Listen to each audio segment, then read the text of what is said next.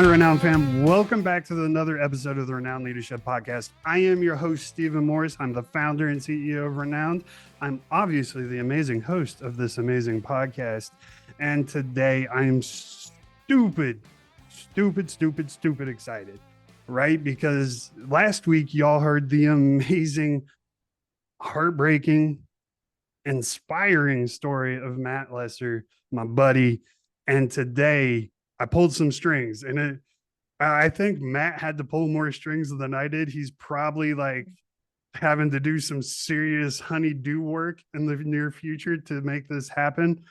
But his amazing wife, Tiffani, is joining us today with Matt, and she's going to let us see through her eyes what was going on in Matt's life and in her life and in the company and in the business and in their household and just in life in general. Right. And I think it's going to be really inspiring for you women out there. I really hope you turn this up and dial into what she's saying, because and I don't want to speak for Matt, but I feel like I'm safe in saying this, and he can correct me if I'm wrong. Had it not been for Tiffani, it probably would have all been lost long before he even got to that point. And again, I don't want to speak for him. I'll let him speak to that himself.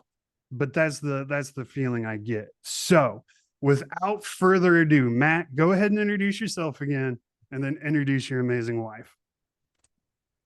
Thanks, Stephen. Really been looking forward to part two of our conversation. I rarely get the opportunity to have a second follow-up to the conversation, and this is especially special, if I can use that, especially special for me, because this is the first time that my wife is joining me. So world, this is Tiffani world.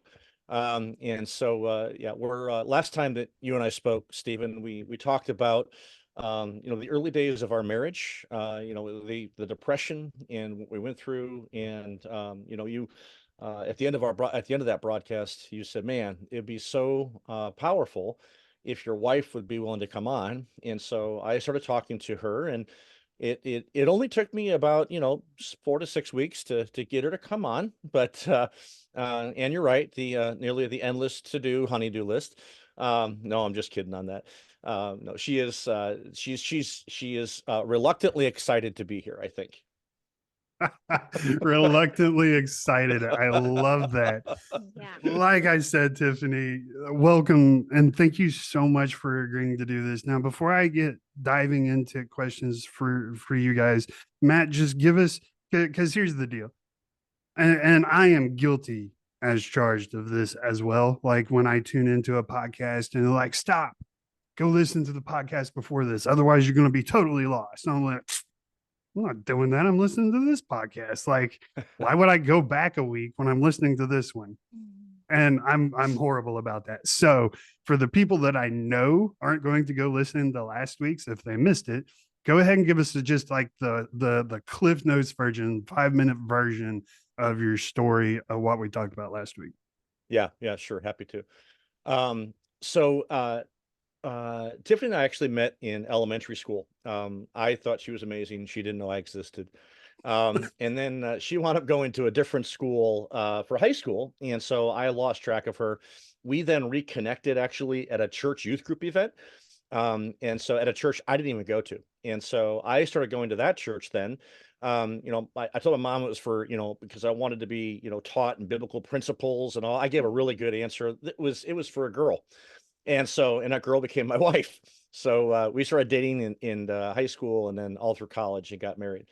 I went to college to study business because I grew up in a family business. And so I didn't really know any other reality other than that. However, during college, I came to the conclusion that I did not necessarily want to work in that business. But after college, I needed a job. And so I went to work for my dad, and I knew that it was going to be highly risky because he and I didn't see eye to eye on, well, pretty much anything. And so a little over a year into it, and Tiffani and I got married in that year. And so now about 7 months into our marriage, I went into my dad and said, "Dad, this is not working. And one of us needs to go. It's probably not going to be you because you own the stock of the company." And he literally said, "I'm leaving." and he meant it. And so he divorced my mom. They've been married for 29 years. Yeah, kind of an extra little, douche move. He told her he wanted a divorce on their 29th anniversary, literally the day. And then he moved 1,200 miles away. My middle brother went with him, and on the way out the door, he signed the business over to me. Now, here I was, a 24-year-old kid. And I say kid because I was definitely a kid, maturity wise. And but I was an arrogant kid. And here I took over this business. I did very well in school. And I thought, this is what I went to school for. I rock, man. Here I get to sign my first document as president. And I thought that I had life by the proverbial gonads, right? I thought this was going to be great. Well, within 90 days, I discovered why dad got out of Dodge so quickly. First, we were in the oil business. And so the first thing is that I discovered I started getting phone calls from our vendors saying that they couldn't supply because we owed them money. And I'm like, I don't show that I owe you any money. Well, what I found is that checks were being written to vendors, voided, and then written to a personal bank account that was hidden. So to the tune of over $1 million. And this is on a company that on a good year would make maybe 250, maybe 300. A lot of money. Second, we had a couple of C-stores that had leaking underground storage tanks. They were polluting neighboring properties. The EPA gets pretty grumpy about that. And then the third one, and potentially the biggest, the IRS had not been paid withholding tax in over a year. Well, if you don't know what the IRS will do, they will prosecute you criminally and put you in jail. And they don't care who did it. All they care is who's sitting in that chair now, and that was me.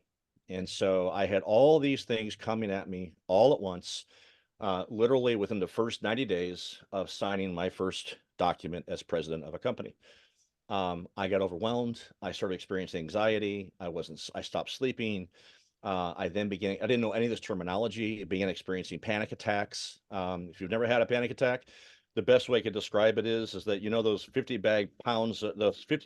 50-pound bags of dry concrete.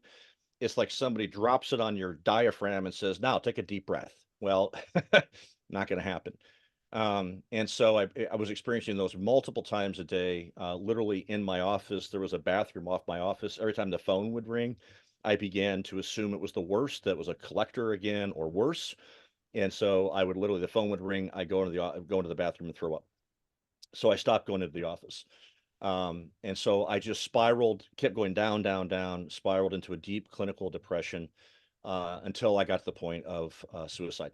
And so I literally saw no way out.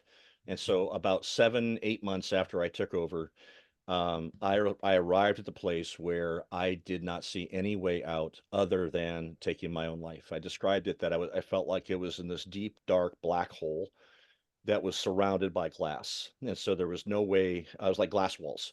And so there was no way for me to scale out. It was too slippery. There was no light. I was completely hopeless and helpless both. And and then the day that I decided to take my life, that's when literally God showed up in just miracle after miracle after miracle. Starting with the life insurance agent because I happened to stop in and talk to him because I knew that there was a policy on my life that I knew nothing about. Well, I wanted to make sure that went to my wife. He picked up on something. I don't ever remember using the word suicide, but he picked up on my emotional state or something. He called my mom, who I had hired to work for me. He told her to get me help like now, otherwise I'm not going to be around.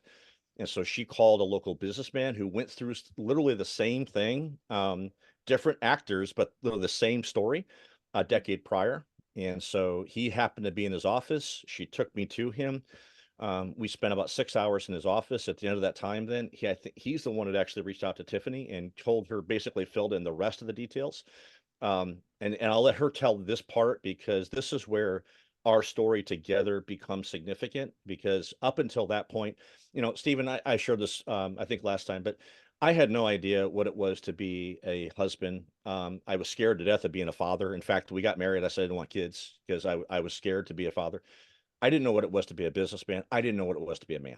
Right. And so as a result of that, I thought that I had to be macho and, protect my wife from all the bad stuff that was happening all around us. And so she knew that things weren't good. She didn't know how bad they were. And I'll let her describe what that was like for her, because it was a significant part of our story, when we wound up going to counseling together. I started in counseling alone, primarily psychiatric care, until I could get a little stabilized. My brain, I learned a lot about brain chemistry. I was just fried. As I began to get my brain balanced again, we then went to a counselor, a pastor, who decided that God called him to be a counselor rather than a pastor. I'm so glad he did, because we spent over 6 years with this guy, and he amazing. He passed away a few years ago, and it's just a huge loss for the world. He was just an amazing human.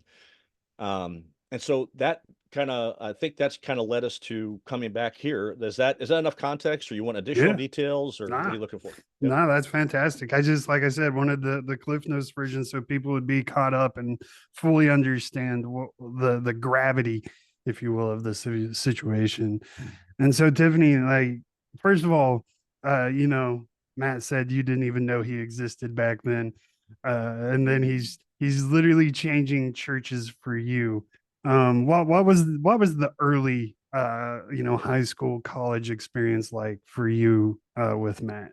Uh, well, I did know who he was because the school we were at uh was not very big. Um, However, he was a grade behind me, so yeah, did I pay attention to him? No, but I didn't really pay attention to boys at that point anyways. Um, so I would say, okay, so he started coming to the church and to youth group and stuff, and I thought he was nice and stuff, but I didn't really pay any attention for a while. And then there was something intriguing about him because he was just a very dominant, confident personality. Um, that was not who I was. Uh, I would say I would tend to be a bit more on the quiet side, more introverted side at that point of my life. Um, would refer to myself as a turtle, and even our daughter is that way. But um, so there was something intriguing about his strong personality that drew me to him, but yet he was kind of intimidating, um, probably to most people around him, but also could cross over to the arrogant side, cocky side at times. So, yeah. Awesome. So, and then you guys end up dating, get married after college, right? You didn't get married till after college, or you got That's married during college? Okay. Yeah. So you get married right after college, and then he takes over this business. Everything goes sideways. At this point, do you even realize, like, I know you didn't know the scale of the situation, but did you have a clue things weren't like all sunshines and rainbows, or did you think everything was hunky dory fine? Um, I would say I did have a clue that things weren't good. I mean, obviously I knew that his dad had left his mom. So, I was very close to his mom. Um, like I would have the whole mother-in-law thing out there, like, you're not supposed to get along with your mother-in-law. I feel like that just is a bad rap because I just loved and adored my mother-in-law. Um, I would go to her. She was a friend, not just a mother-in-law, and I would go to her for advice and counsel, sometimes on how to just deal with Matt, sometimes just how to, deal with life. Um, and so, I mean, I was very aware that things were very um, challenging during that time, but I did not know the severity of it. Um, so during that same time, like right before we got married, I started my own business. And so I was also spending a lot of time getting that up and going. Um, so you could say we were kind of both focusing on different things, but yeah, I don't know how to else to say it other than when things started to go really, really south. Um, when I got the phone call excuse me, from the gentleman that they went to see. Um, that was the first time I realized, I guess, how really bad it was. Um, when they said they were going to take him to see a doctor, and here I was like at my business all by myself. I worked alone. Um, and I remember just kind of sitting down and not trying to wrap my head around what is he telling me? Like my husband is really, really this bad. Like he was thinking about taking his life. Like, how did I not see this? So then I felt bad as a wife that how did I not realize he was this sick? Um, but again, like he mentioned, he was hiding it from me. So I think he and I would both get up in the morning. Um, and he would leave like he was going to work.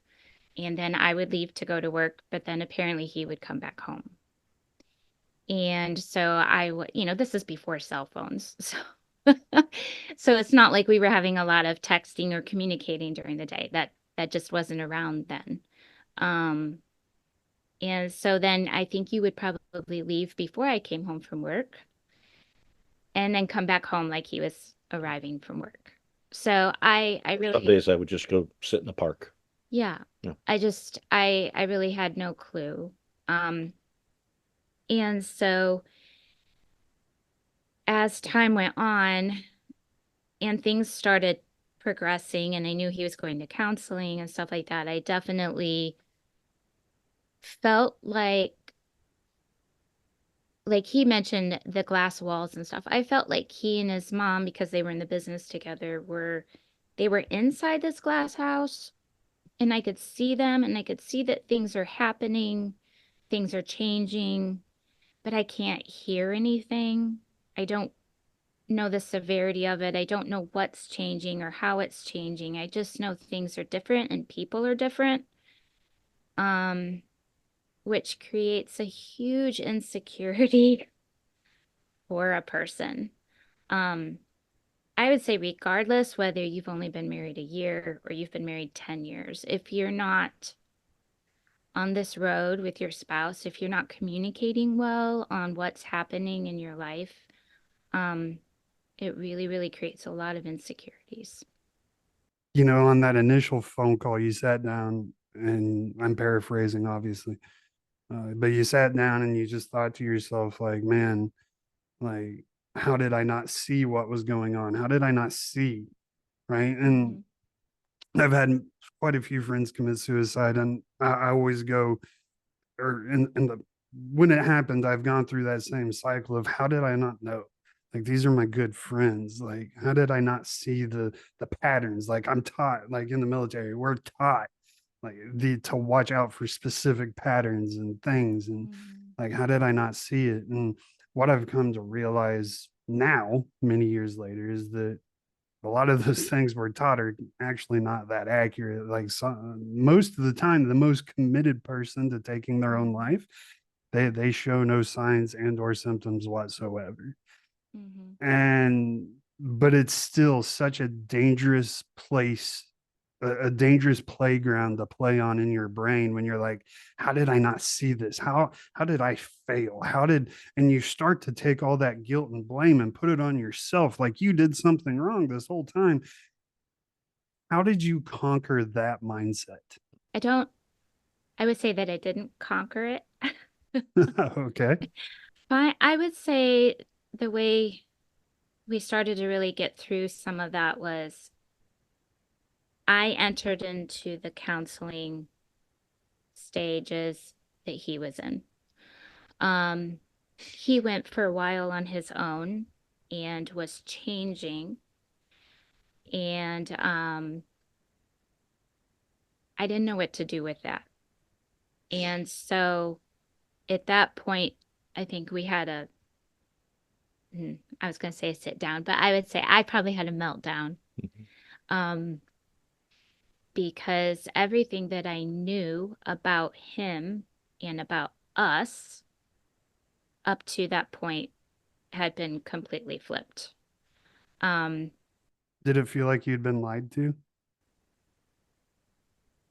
um, No, no, I didn't get a sense that I was being lied to. I just got a sense that we were on a journey, and um, though we were on this journey together, I think the terminology I would use sometimes with Matt was it's like he is in the car or the carriage, whatever you want to say, and he's going, but I'm struggling to keep up with him. And though I'm connected to him, I've kind of like fallen out of the car and I'm hanging on a rope, uh, being dragged behind. So I'm along, I'm coming along on this journey, but I'm not really with him on the journey. I'm just kind of getting dragged along. And I don't know where we're going. I don't know how we're going to get there because I'm not really in it with him. I'm just getting dragged along. Um, so at that point, we started doing counseling together. And I think at that point it started to help not conquer it, like you said, but um just figuring out, how do we better communicate with each other so that when one of us is in a state of the panic and the anxiety and major stress, how do we communicate with each other that, hey, I'm not in a good place right now, Mhm. and I need some support. Right. And Matt, like, so you're going through all of this, right? But I'm still sure you're keenly aware that, or maybe you weren't. I don't know. I've never been through your scenario, so I might be totally off base. Tell me if I'm wrong. But in my mind, I would be keenly aware that while I'm going through this, that how Tiffany just described being drugged behind the car. Like I'm keenly aware that that's happening to her. That's how she feels. Were you aware of that? And if so, Hmm. like what was that doing to your psyche as well? That is a great question, Stephen. The answer is no, I wasn't. I wasn't aware at first. Um, I was not aware of a lot of things. I was not very self-aware. I was not very others aware. At that stage of my life, I lacked emotional intelligence big time. Up till that Mm, point, up until my depression, life had been, I'm not going to say it was easy, but it had largely gone on my terms. School was on my terms, relationships were on my terms. Even our relationship was largely on my terms. We broke up in high school. Uh, I wanted to date another girl. It didn't work out, so we got back together. And then I actually broke our engagement. We got engaged during our senior year, and we were going to get married right after graduation. And I wound up breaking the engagement, and we got married the year after that. And so, up till that point, life was largely all about me. And it was a shitty way to live. And I'm just, there's no way to put it. It just was but the problem is this, I didn't realize it was a shitty way to live.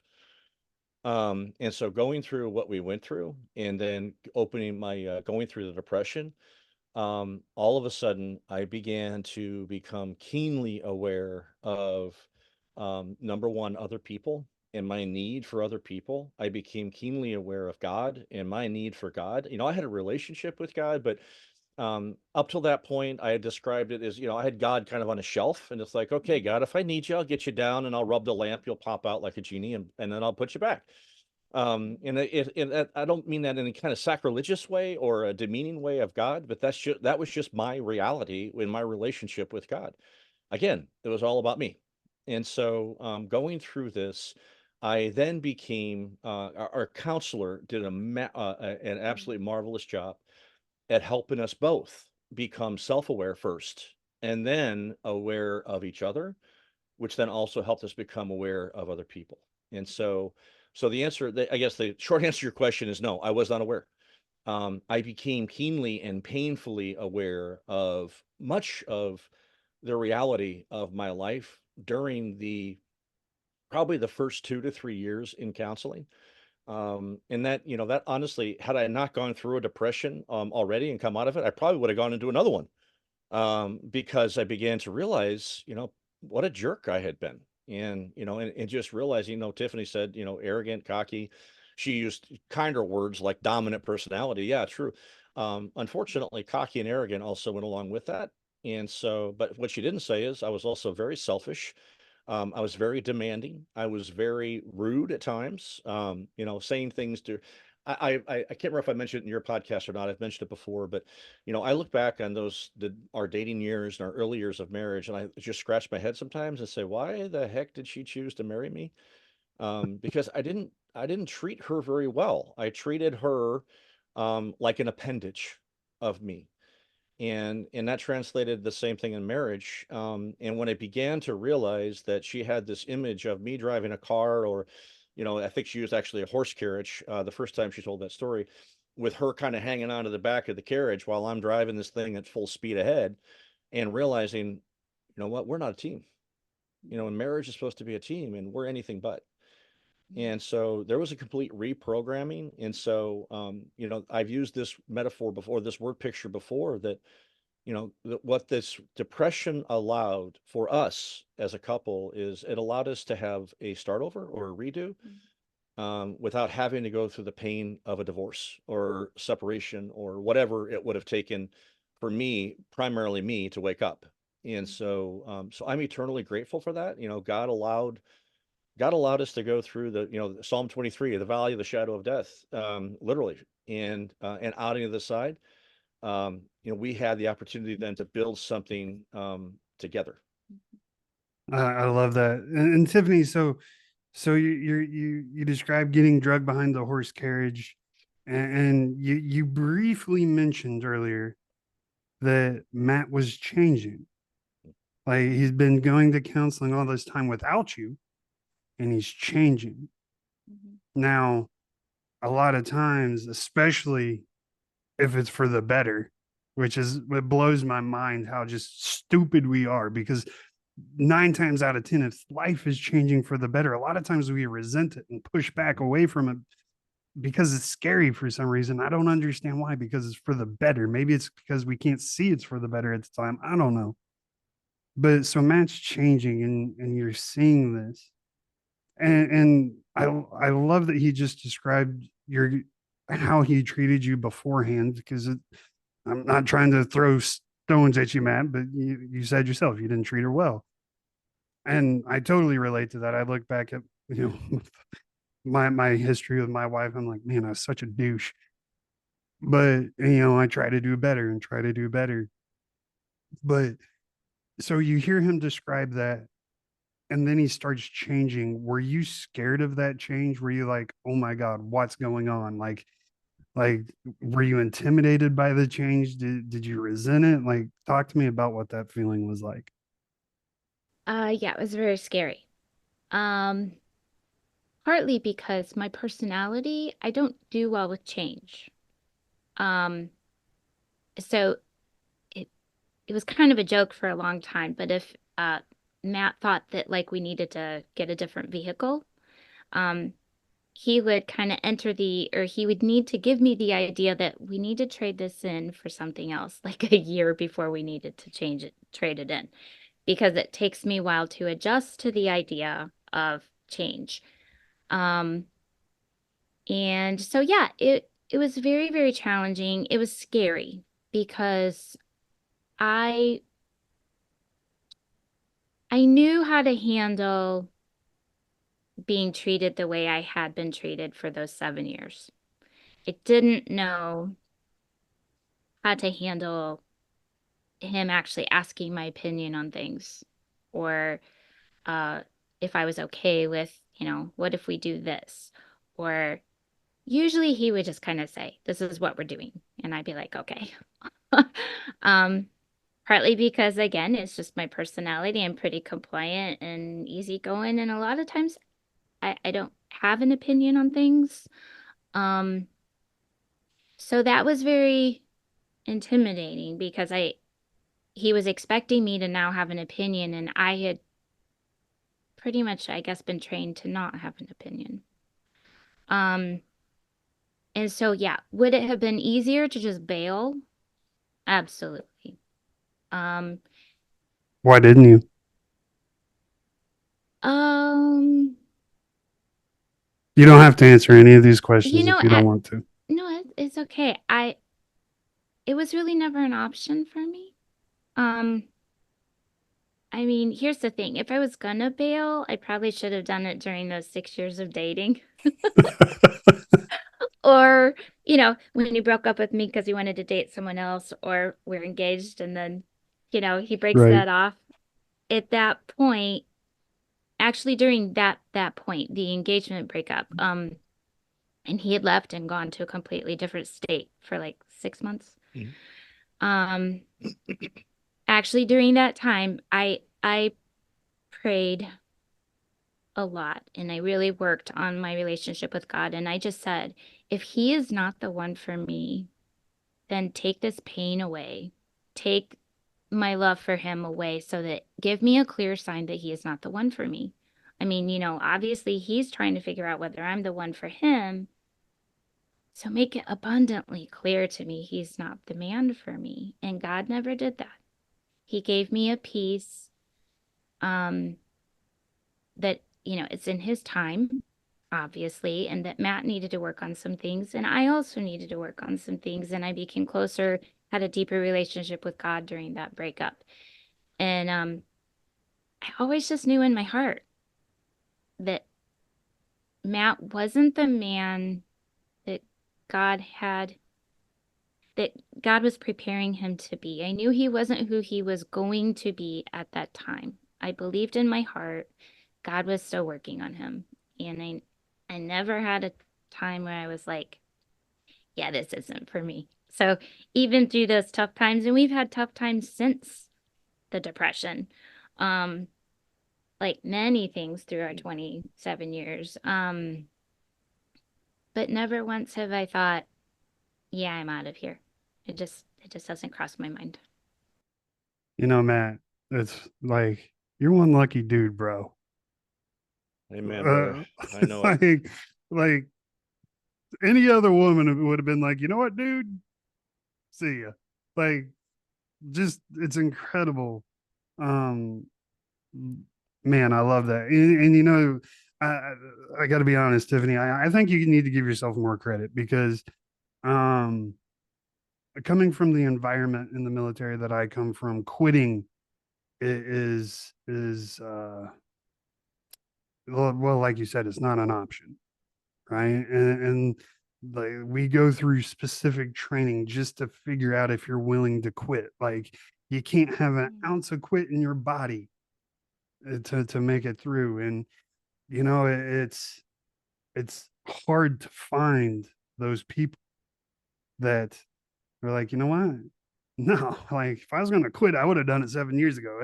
I'm 7 years in now, baby. Like we're gonna see this to the end, hell or high water. Like we're going through this. Like, and so I Right. mean, I definitely think you should give yourself tons of credit for that because that is a very unique talent. I don't know Mm, a thank skill, you. talent. I don't even know what it is, but it's very unique because not, especially nowadays, I feel like not many people have the I'm just not gonna quit mentality. Mm, And it's thank funny because as I listen to you guys talk about your relationship, I hear a lot of everything like with my wife. I'm extremely extroverted and very mm, loud, a lot of times obnoxious, extremely confident in my capabilities, to the point of arrogance, or cockiness. And it's my wife is very quiet, very reserved, very in her own person, and much like you, she hates to just have change sprung up on her, at the drop of a hat. And there mhm, are you're at yeah, I have to go like pre-warning of change almost, mhm, so mhm, that I don't get my head ripped off. But no, it's awesome because what I see, and I'll let Matt, speak to this if I'm off base here, but my wife and I are so extremely different.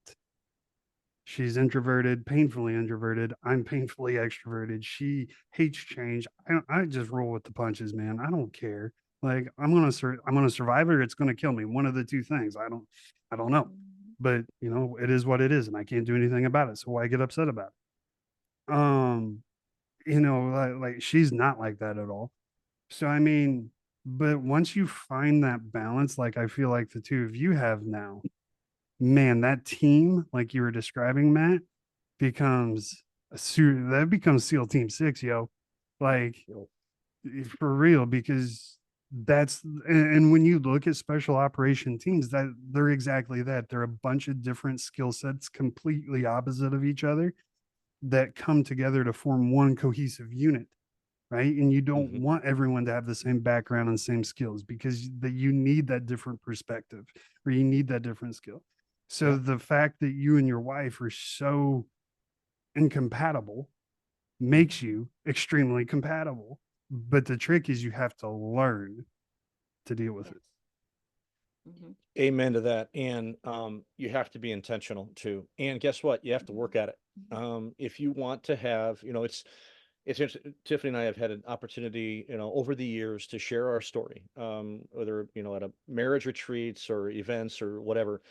And when people talk to us and they're on the verge of throwing in the towel or whatever, it's often, how much have you actually worked at this? Have you gotten counseling? Have you done this? Well, we can't Mhm. afford counseling. It's like you can't afford not to go to counseling. I don't believe in credit card debt whatsoever. But I would, if it takes credit card debt to save your marriage, absolutely freaking do it. It'd be the only time I ever say go into credit card debt if you have to, because and just practically speaking, credit card debt's a whole lot cheaper than financing a divorce. And so do whatever it takes to invest in this relationship right here. It's interesting. I don't know if I remember. I don't think I shared this with you in our pre-marriage prep. Our pastor, he required pre-marriage prep, and dear friend to this day. He was our pastor for 27, 28 years, something like that. He retired, and we're still dear friends. And so our marriage prep went something like this. He had us take this assessment, right? We took the assessment. We met with him. I don't think that he actually gave us a copy of the results. I don't recall receiving them. Maybe he did, but I remember the conversation though. And it went, wow, you two are so different. You're going to have all kinds of challenges. And he gave us a book to read, and that was it. That was our marriage prep. And years later, I went back to him. His name is Bill, and I said, "Bill, man, you know how much I love you, how much I adore you, how much I care for you, right? You're a wonderful pastor. Please don't ever do marriage prep again because you really suck at it." And he laughed and he's like, "I know." So literally he turned it over to us. So we did it for many years. But we took a different approach at it. So when we started our counseling too, one of the first things our counselor had us do together was take an assessment. And it's like, dude, I don't need to take an assessment for you to tell us how different we are from each other. But he did. And then, over the course of time, this is what's happened. And this goes directly to what you're just talking about, Stephen. And I share this only because I know there are couples that are, either husbands, wives, or husbands and wives listening to your podcast, and they may be on the verge of throwing in the towel. And you know what? And they may say, well, we're not compatible. And I think that is the one of the biggest straw persons that has ever existed, or running into paper walls, or whatever analogy you want or metaphor you want to put around that, because it takes work. And when you begin to work at it and you begin to stop pushing against the differences in the other person and begin to embrace those, and you begin to add those differences to you, now all of a sudden it's 1 + 1 is greater than 2. As long as you push against those differences, you criticize those differences. When we were first married, I'd say stupid things like, why can't you just think like me? And it's like, and I look back on those days now and I'm like, why the heck did you put up with that crap? Now I don't want her to think like me. Sure, there are days it'd be easier for the argument's sake, but guess what? I don't want her to, if she thinks like me, there's no need for one of us, right? I don't want her to think like me. I want her to think differently than me. I want her to drive me crazy sometimes. Yes, it does. However, if I stop and I really appreciate what I do, many times I do, I really appreciate the perspective she brings. It actually makes me better. If I stop when I receive an email that I want to reply back and just absolutely lay the person out, if I pause and I let her read it first, and she says, "Yeah, of these 5 paragraphs that you have just written, yeah, you can send one sentence, unless you really want to cause the mess you're about to create." And that's how, she makes me better, and I hope vice versa, that I make her better too. But it's taken years of hard work, of pain, of quite frankly, of stupidity, mostly on my part, and a continually going back of, being willing to repent, being willing to confess, being willing to say, "I'm sorry, I screwed up. Will you forgive me? Let's move on together." And when you have a commitment like that, you have a commitment that, guess what? There is no way out. There's no quit for either one of us. There's no quit. We're going to find a way through it, thick or thin. It's the vows you make it on your wedding day. It allows you to get things through things like, when our firstborn was born, it was an awful birth for her. It required 2 post-delivery surgeries.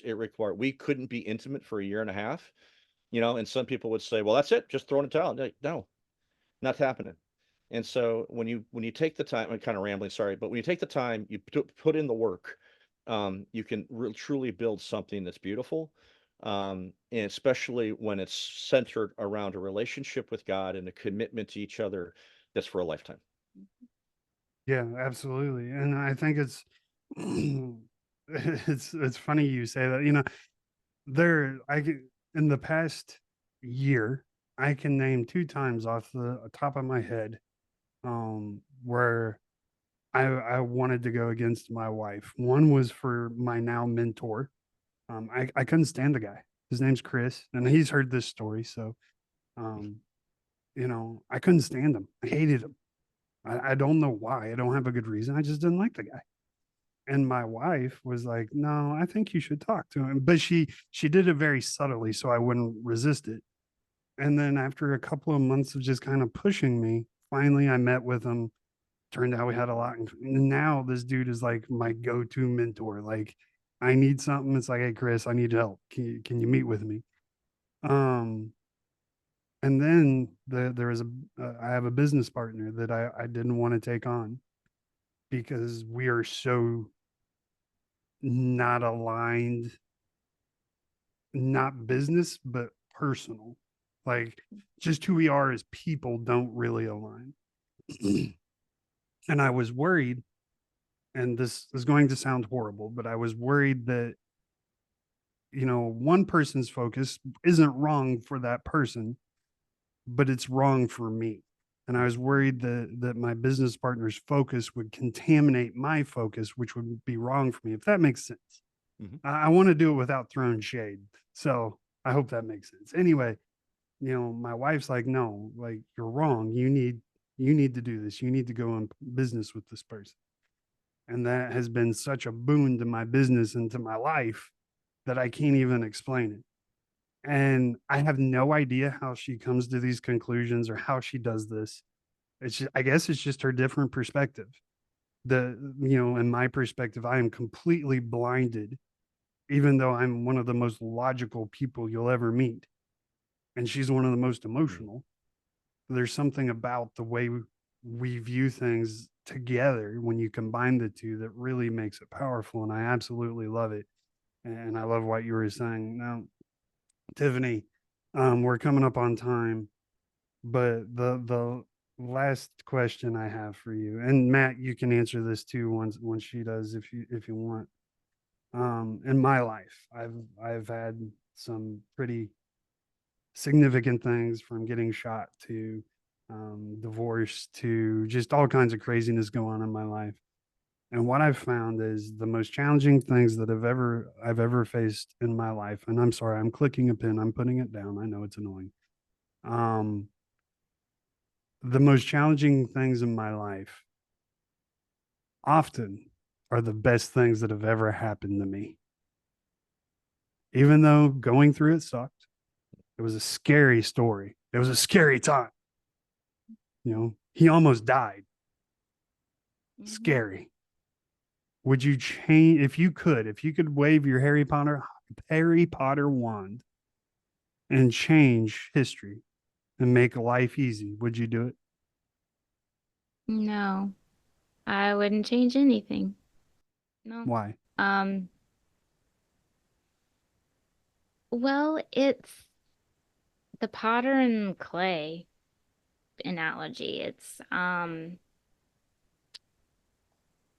sometimes so I have done ceramics and sometimes you can be working on something and you it's looking really nice and then all of a sudden something kind of goes haywire and you gotta push it back down to the ball again, start over.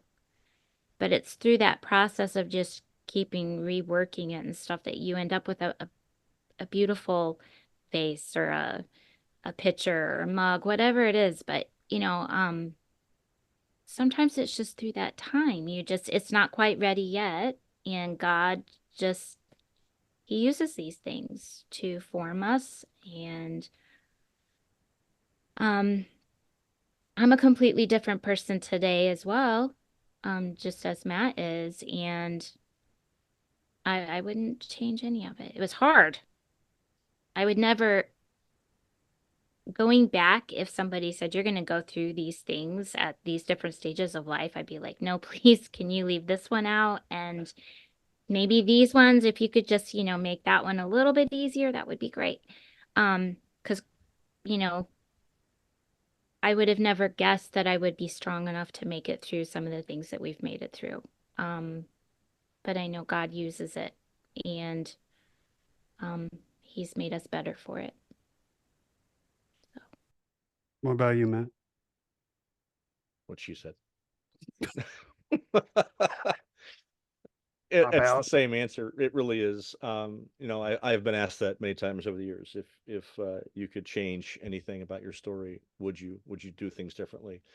Um, Obviously, I have regrets in my life that I wish I'd have made different choices, different decisions at times, especially when it caused heartache and pain for the two of us or for her in general.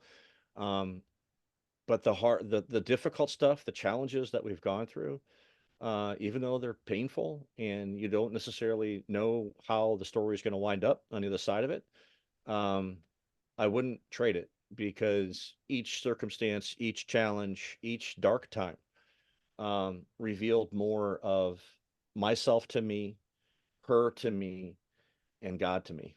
And so in for me, Stephen, it's I've often said that my personality type. Sometimes the only way to get through to me is to hit me upside the head with a two by four. And as I get older, I'm trying to get wiser. I'm trying to become, be more aware of, okay, I need to change and grow in this. Otherwise, I'm going to get upside the head with a two by four again. And, I think by the time now I just turned 50 in December, it's like, okay, God, please, can we stop the two by four routine and just figure out a different methodology? Because I'm really tired. After 50 years of getting hit in the head with a two by four, my head's starting to hurt. But Permanent brain damage. right. But no, the simple answer is I wouldn't change anything.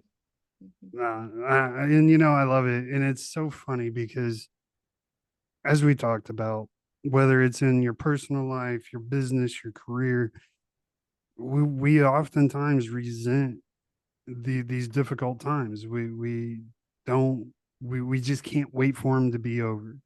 They can't be over fast enough, or Mm. we just avoid them. We don't want to go through them. We take drastic measures to not have to go through it.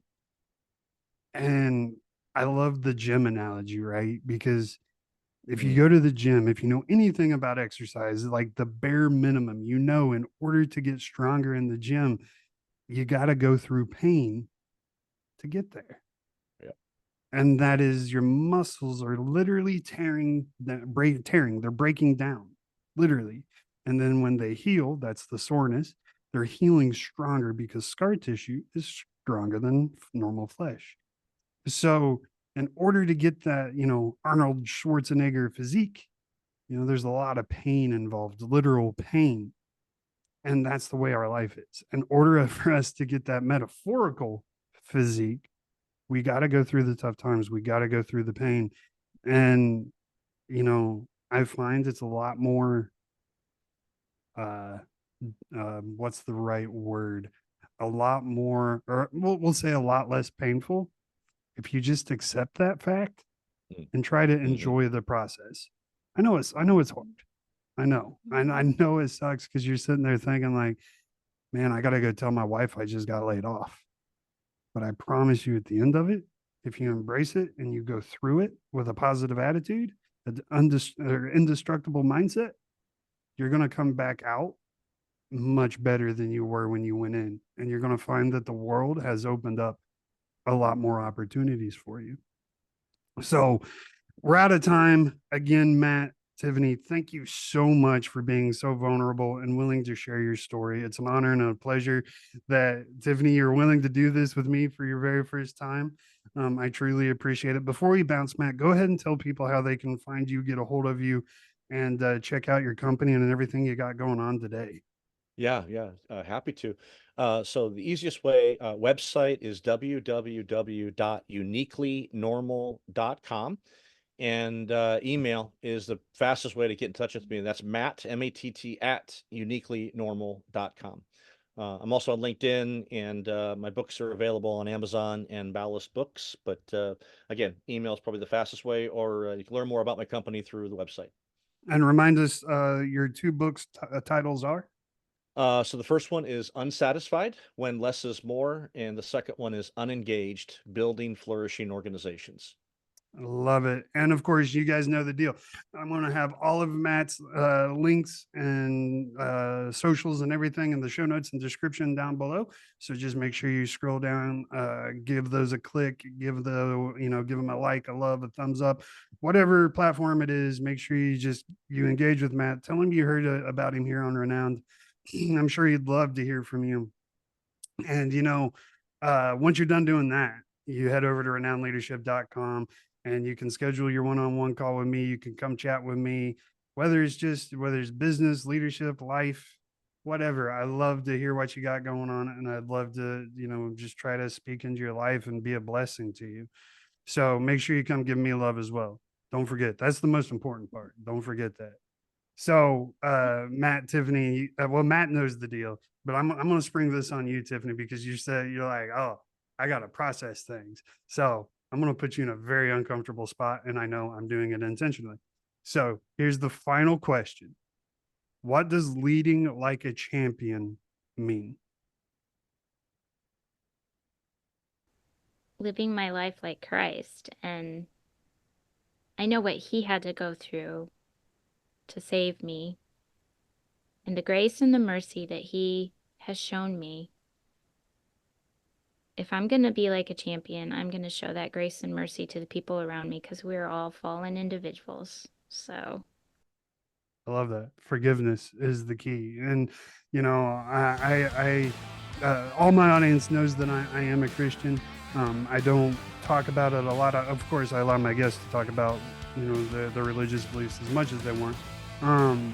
This is mainly just a business podcast, but because of the power of your story, that's why I'm kind of making an exception. And I really wanted to talk about this because mental health is a very passionate thing for me. So, but I always tell people, like, I don't care who you believe in, whether it's my God or Allah, or I don't care. If you're the most devout atheist, you have to acknowledge that we're all spiritual creatures, whether it's one-on-one spiritual connection to each other or spiritual connection to our creator.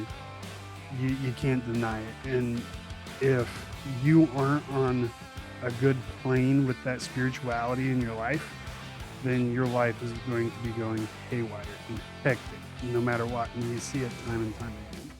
So I truly appreciate it. I appreciate your guys' openness and your view.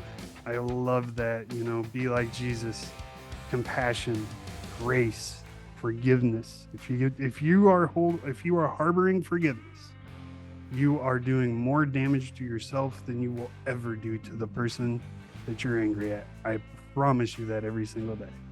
So, guys, thank you so much. That's going to wrap it up for this week's episode of the podcast. I promise next week we're back to business. We're back to leadership. But thank you for going on this journey with me. Thank you, Matt and Tiffani, so much They are Matt and Tiffani Lesser. I am Stephen Morris. I will see you all next time. Same bad time, same bad channel. And in the meantime, never forget, lead like a champion. Goodbye, everybody.